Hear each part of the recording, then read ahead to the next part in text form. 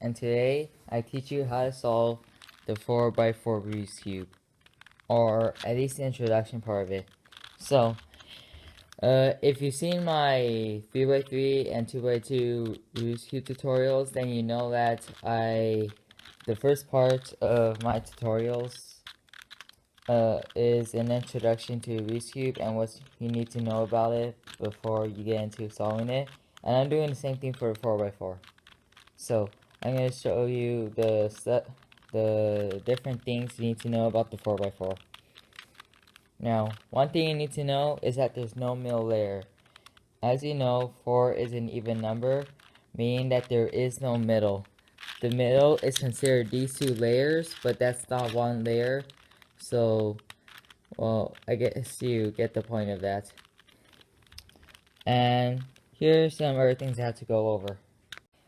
So the way this works is that the way you solve it, or at least, is you build the centers, which are these 4 pieces right here.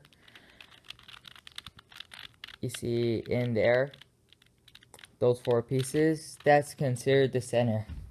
The 3x3 has one center, so you don't have to build it at all. You just have to solve the edges and the corners. And the 2x2 doesn't have center at all, so you solve the corners. So, after you build the centers, you have to work on the edges, which are these 2 pieces. And on the 3x3, there's only one piece, and again, on the 2x2, there aren't any at all. And the corners are by themselves, so what you do is you solve the centers, and you solve the edges, and then you solve it like a 3x3. It will be divided into 6 parts. The first part is this part that you're watching right now, which is the introduction. The second part will be the first 2 centers.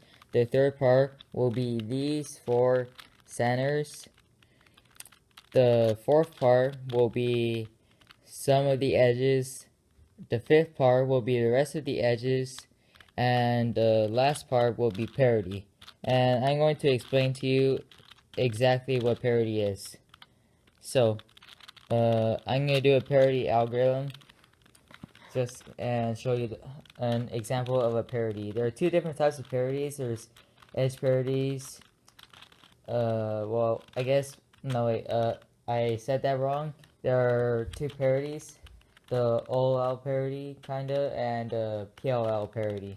So here's the OLL parity, which is a longer algorithm. So as you can see, the entire cube is solved, except for this part right here, in which this edge is flipped.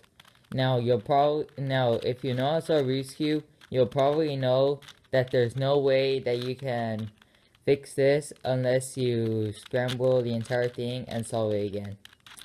And there is an algorithm that you use to solve this, so that it only flips this edge.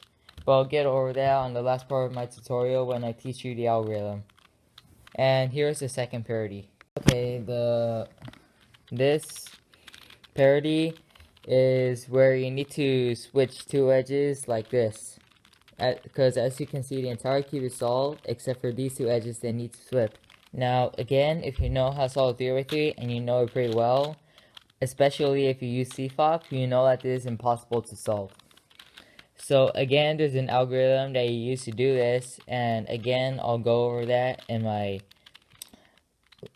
last part of my tutorial, which will cover that. In fact, because it's an even layer cube, it can actually be solved like this guy, the 2x2. You can scramble it like a 2x2.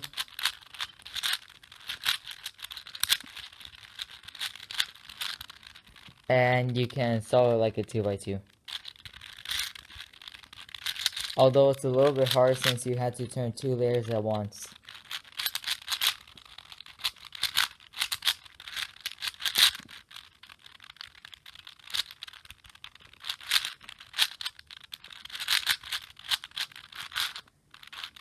Okay, I just thought I would mention that because it is a little fun to play with this like 2x2.